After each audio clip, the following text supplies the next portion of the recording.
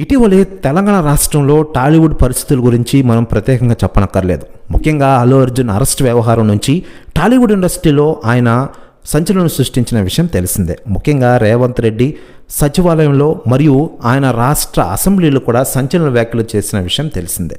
దీంతో తెలుగు ఇండస్ట్రీ తెలంగాణ ప్రభుత్వం మధ్య వారధిగా ఇటీవలే టాలీవుడ్ పెద్దలు రేవంత్ రెడ్డి గారిని కలిసిన విషయం తెలిసిందే. ఆ తర్వాత రేవంత్ రెడ్డి గారు కూడా సానుకూలంగా స్పందించి తెలుగు ఇండస్ట్రీ పచ్చగా ఉండాలని ఆయన సూచించిన విషయం మనకందరికీ తెలిసిందే. అయితే లేటెస్ట్గా అందుతున్న సమాచారం ప్రకారం రామ్ చరణ్ గేమ్ చేంజర్ ప్రీలీజ్ ఈవెంట్కి రేవంత్ రెడ్డి ప్రభుత్వం పర్మిషన్ ఇవ్వలేదని తెలుస్తోంది. అయితే లేటెస్ట్గా ఈ విషయంలో రామ్ చరణ్ కోసం Tollywood star hero Andhra Pradesh deputy CM Pawan Kalyan గారు రంగంలోకి దిగుతున్నారట.